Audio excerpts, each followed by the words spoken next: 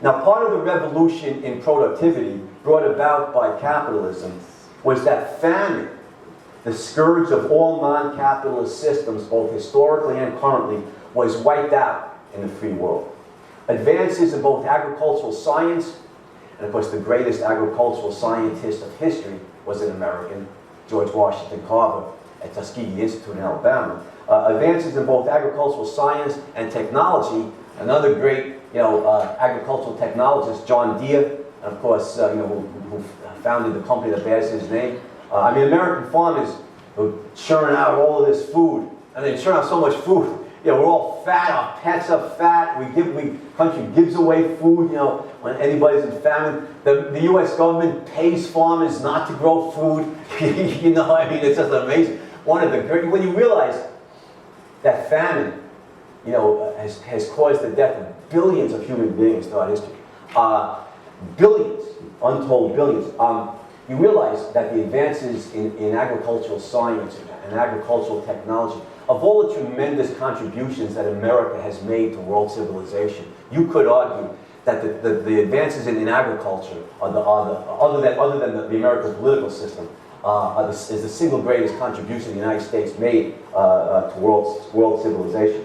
So the advances in agricultural science and agricultural technology in America responsible for the tremendous abundance of food produced in this country.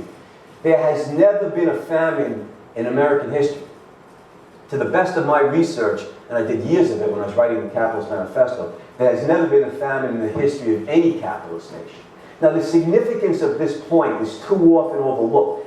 In less than a century, capitalism proved mistaken the ideas put forth by Thomas Malthus, that population growth inevitably outstrips food production. It's so ironic. Malthus published in 1798, at the very beginnings, and in Britain, at the very beginnings of the Industrial Revolution. He was witnessing in his lifetime, he was witnessing the historically unprecedented events that were going to show the errors of his own reason.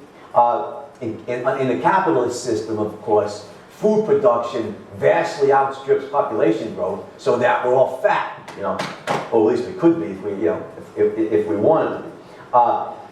More of this is tragically correct, however, regarding all non-capitalist societies, which suffer endless famine. In the non-capitalist statist systems where the individual is suppressed by some form of statism or socialism, famine is an endlessly recurring theme. I mentioned North Korea just before, where hundreds of thousands of people starved there within the lifetime of everybody in this room. And many more would have if the United States hadn't, and other capitalist nations hadn't sent zillions of tons of foodstuffs to North Korea. Now, further, freedom in the Western world led to profound moral results. The principle of individual rights that formed the foundation of capitalism, known in the 18th century Enlightenment as the rights of man, led to an abolitionist movement that began, of course, in Great Britain.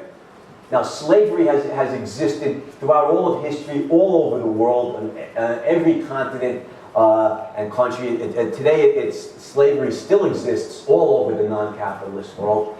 Sudan is Exhibit A, North Korea is Exhibit B, Myanmar, the country formerly known as Burma, Exhibit C, Communist China, Exhibit D, Mauritania, Exhibit E. Human slavery exists all over the non-capitalist world. In 2010, even as we speak, an abolitionist movement originates, not surprisingly, in Great Britain in the late 18th century. I wrote on this in the Capitalist Manifesto that capitalism and abolitionism are individual blood brothers. They're intellectual blood brothers. They're intellectual cousins because both flow from the principle of individual rights. That is, if the only moral argument you can make against human slavery is that an individual has the inalienable right to his own life, so it's morally wrong to put a knife, a sword, or a gun to his head and compel him against his will to work for you, which is the same principle of individual rights that animates the capitalist system. You have a right to your own life, you have a right to your own mind, you have a right to freedom of speech, freedom of intellectual expression, freedom of religion, freedom of voting rights. Individual's life belongs to him. So it's no historical accident that an abolitionist movement begins in individualistic Britain and then spread in the early 19th century to France and to the United States. These were the first 3 countries of history to abolish human slavery during the 19th century. Now, of course, like I said, slavery exists all over the world because the principle of individual rights does not exist in most of the world. In fact, according to Orlando Patterson, the Caribbean research, probably the world's leading expert on slavery and its history. If you want to read a grim book, he's a sociology professor at Harvard. Orlando Patterson's book, Slavery and Social Death, right? Yeah, Slavery and Social Death. I mean, he just popped my eyeballs when I was reading it, and he pointed out that prior to contact with Western peoples, the languages in non-Western societies had no word, no term for freedom. The word didn't exist in the language of non-Western peoples. There was no word for freedom. And then when I thought about that for a second, it staggered me. And then I realized, well, of course, that's very logical. The principle of individual rights, has existed only in Western society. It's scarcely there. It's been, fought again.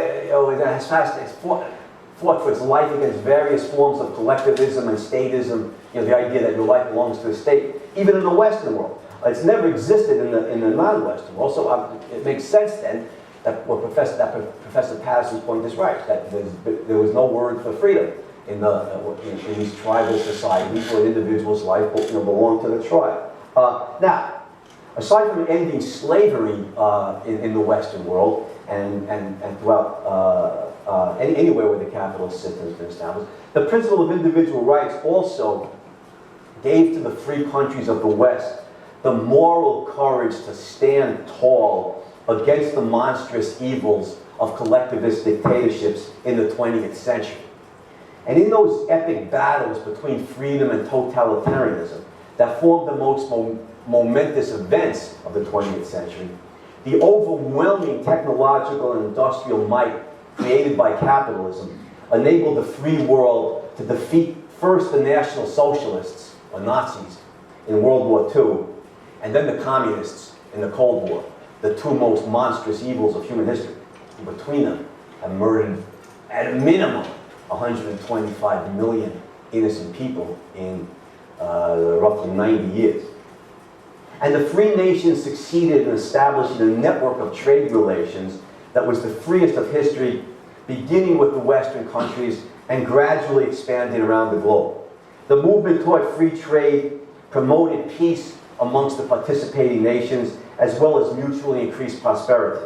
Britain and France, for example, bitter military foes for centuries, going back at least as far as William the Conqueror in the 11th century, bitter military foes for centuries, in the historic commercial treaty of 1860, removed many of the trade barriers between those 2 countries, an early and important step in bringing lasting peace between them. Richard Cobden, the great 19th century advocate of capitalism and international free trade, was instrumental in getting the treaty ratified.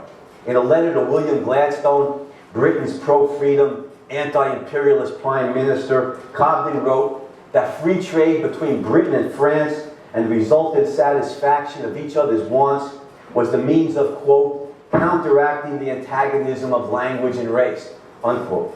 This goal was so important, Cobden wrote in another letter to Gladstone, that, quote, to improve the moral and political relations between France and Britain by bringing them into increased commercial dependence, I would walk barefoot from Calais to Paris, unquote.